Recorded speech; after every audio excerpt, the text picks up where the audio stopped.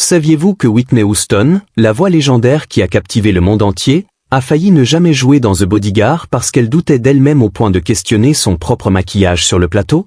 C'est ce doute profond qui a révélé sa vulnérabilité humaine, derrière la superstar intouchable. Mais Kevin Costner, son protecteur à l'écran comme à la vie, l'a guidée avec une tendresse qui a transformé leur collaboration en une amitié éternelle. Aujourd'hui, on plonge dans cette histoire émouvante, pleine de secrets, de rumeurs et de moments inoubliables. Si ça vous intrigue déjà, likez la vidéo et abonnez-vous pour ne rien rater de ces récits captivants sur les stars qui ont marqué Hollywood. Dans l'univers impitoyable d'Hollywood, où les relations sont souvent éphémères et superficielles, l'amitié entre Kevin Costner et Whitney Houston brille comme une exception rare et authentique.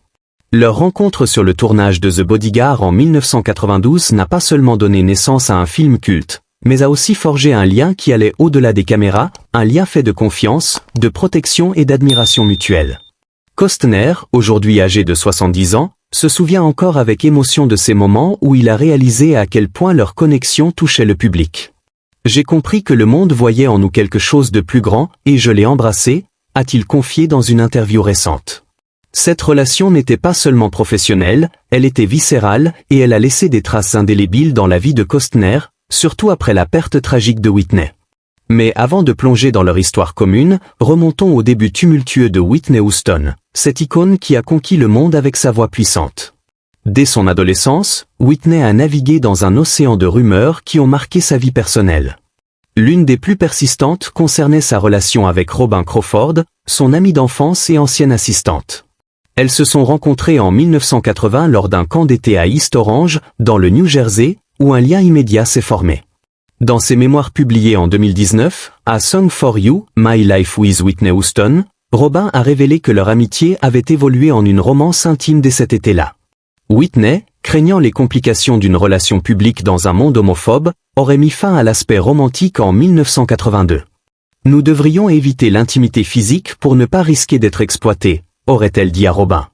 Whitney n'a jamais confirmé ces détails, mais en 1987, à seulement 23 ans, elle a balayé les rumeurs d'un revers de main « Je ne suis pas intéressée romantiquement par les femmes, mais les hommes, oui ».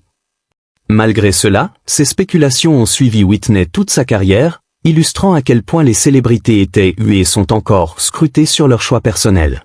Et parlant d'hommes, les rumeurs n'ont pas manqué là non plus. Avant son mariage avec Bobby Brown, on a chuchoté sur une possible liaison avec Michael Jackson en 1991. Les deux stars partageaient une connexion profonde, née de leur triomphe similaire dans l'industrie musicale. Matt Feed, ancien garde du corps de Michael, a même affirmé dans une interview de 2012 que leur romance s'était épanouie brièvement au Ranch Neverland, ne durant que 2 semaines. Vrai ou faux? Seul le temps le dira, mais cela ajoute une couche de mystère à la vie sentimentale de Whitney, qui cherchait désespérément une connexion authentique au milieu de la gloire. Puis vint Bobby Brown, l'homme qui allait devenir son mari en 1992. Leur rencontre au Soul Train Music Awards en 1989 a été un coup de foudre inattendu. Bobby, avec son image de bad boy du R&B et membre de New Edition, contrastait avec l'image pieuse et bien élevée de Whitney, la fille de l'église. Pourtant, ils se sont connectés instantanément, s'invitant mutuellement à des fêtes et restant en contact. Leur mariage a surpris tout le monde. Comment cette princesse de la pop pouvait-elle s'unir à un rebelle notoire? Ensemble, ils ont eu leur fille, Bobby Christina Brown, en 1993. Mais derrière les sourires, leur relation était un tourbillon de passion et de tourments. Bobby a influencé la musique de Whitney, l'aidant à affiner sa danse, elle qui manquait initialement de rythme, tandis qu'elle lui apprenait à moduler sa voix avec finesse. Des amis les comparaient à Bonnie et Clyde, un duo uni contre le monde. Malheureusement, leurs démons personnels ont pris le dessus. Tous deux luttaient contre la dépendance avant même leur mariage, et cela n'a fait qu'empirer. Bobby a été arrêté pour conduite en état d'ivresse et possession de drogue, tandis que Whitney entrait et sortait de cure de désintoxication. Dans un documentaire de 2022, Bobby a avoué « Sans la drogue, nous serions peut-être encore ensemble ». Une source proche en 2016 a révélé que Whitney voyait en Bobby une stabilité rare, quelqu'un qui l'aimait vraiment. Mais leur codépendance est devenue toxique. Après la naissance de Bobby Christina, la dépendance de Whitney s'est intensifiée, comme si elle compensait les mois de grossesse abstinents. Bobby essayait de la protéger de leur fille lors de ses crises, mais en vain. Les incidents publics ont marqué leur déclin. En 1993, Whitney a défendu Bobby contre les accusations de profiteur, insistant sur son respect envers les femmes. Mais en 1997, lors de vacances en Italie sur un yacht, Whitney s'est blessée gravement au visage, nécessitant 11 points de suture. Elle a parlé d'un accident en nageant, mais un membre d'équipage a insinué une dispute avec Bobby. En 2003, un appel à la police pour violence domestique. Whitney accusait Bobby de l'avoir frappé. Il a nié, mais dans ses mémoires de 2016, il a admis un incident où, dans un moment de rage, il l'avait giflé. Condamné à 60 jours de prison en 2004, leur mariage s'effritait.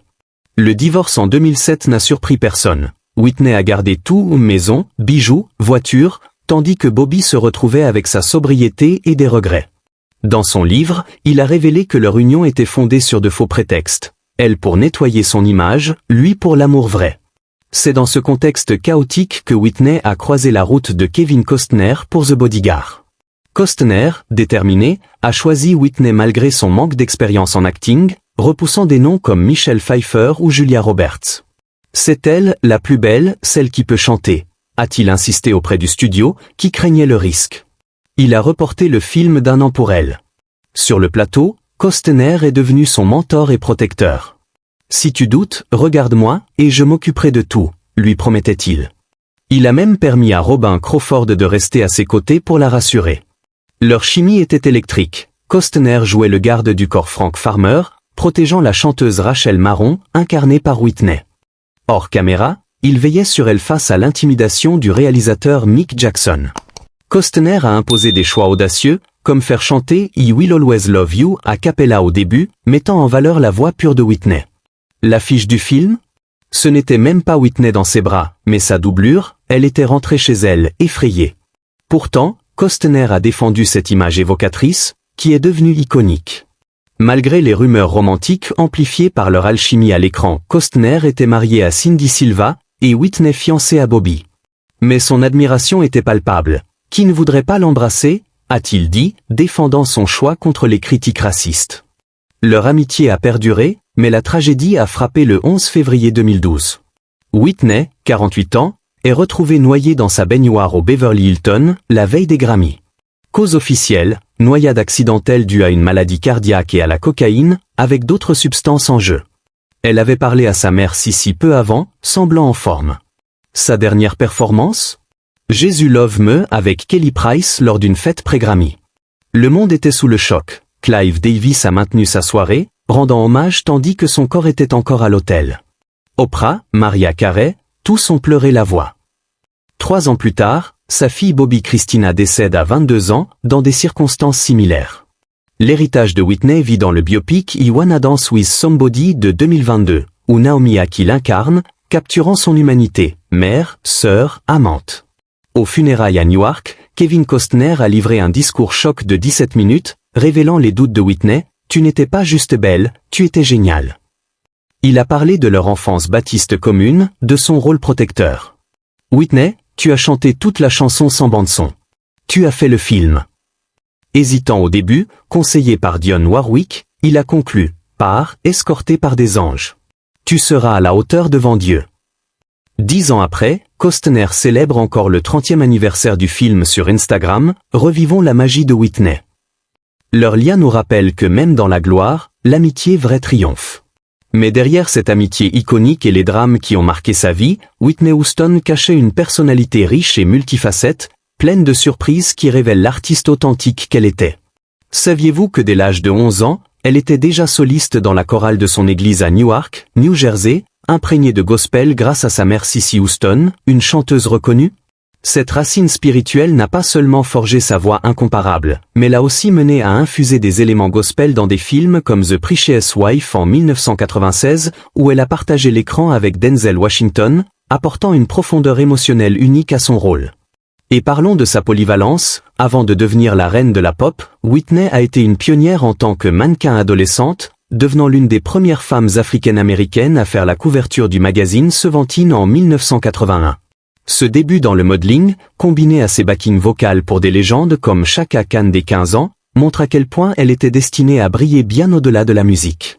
Son surnom affectueux Nippy, donné par sa famille, reflète cette jeune fille espiègle qui, malgré la gloire, gardait un sens de l'humour dark et adorait faire des blagues à ses proches. Sur une note plus légère, Whitney avait des passions inattendues. Elle était une grande amoureuse des chats, avec un préféré nommé Misty Blue qu'elle a adopté au début de sa carrière. Et imaginez-la, superstar mondiale, prenant plaisir à passer l'aspirateur chez elle pour admirer les lignes parfaites sur le tapis. Ces anecdotes humaines contrastent avec son image de diva, mais soulignent son désir de simplicité, où elle rêvait souvent d'une petite maison avec juste un canapé et une TV, loin des projecteurs. Côté carrière, Whitney n'était pas seulement une chanteuse, elle était une productrice visionnaire. Dans les années 2000, elle a produit des succès pour enfants et ados comme The Princess Diaries, The Cheetah Girls, et même une version TV de Cinderella, prouvant son flair pour repérer les hits et soutenir de jeunes talents. Son interprétation de l'hymne national au Super Bowl 1991, improvisée en une seule prise, sans répétition, attirant même des oiseaux en vacances à Antigua qui se posaient pour l'écouter chanter. Ces facettes méconnues font de Whitney une légende encore plus relatable et inspirante. Si ces révélations vous ont surpris, likez la vidéo pour en encourager plus, et abonnez-vous pour découvrir d'autres secrets d'Hollywood. Partagez vos faits préférés sur Whitney en commentaire, on adore vous lire. Au-delà des tragédies et des triomphes médiatisés qui ont défini la vie de Whitney Houston, une exploration plus profonde révèle une mosaïque d'aspects souvent éclipsés par sa voix légendaire et ses relations tumultueuses. Née le 9 août 1963 à Newark, dans le New Jersey, Whitney a grandi dans un environnement imprégné de musique gospel, influencée par sa mère Cissy Houston, une chanteuse gospel 2 fois récompensée au Grammy qui a collaboré avec des icônes comme Elvis Presley, Aretha Franklin et Jimi Hendrix. Dès l'âge de 11 ans, Whitney se distinguait comme soliste dans la chorale junior de la New Hope Baptist Church, où sa voix puissante et émotive captivait déjà les fidèles.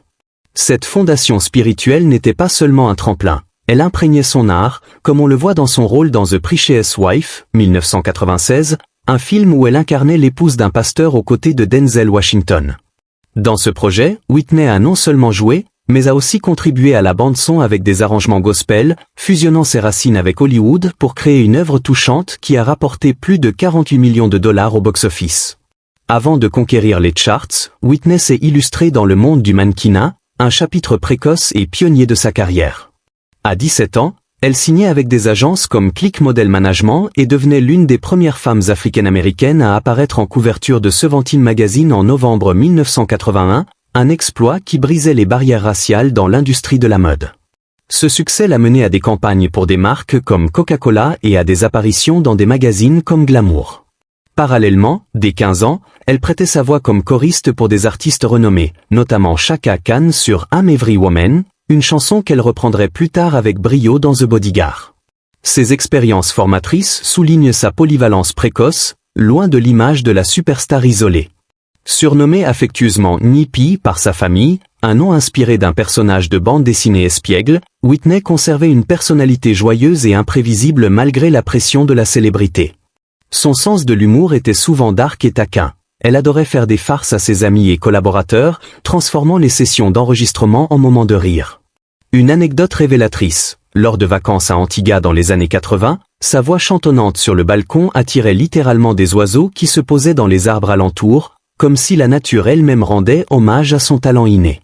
Et parlant de talent brut, Whitney était connue comme une one-take artiste. Elle enregistrait souvent en une seule prise, sans échauffement ni répétitions excessives.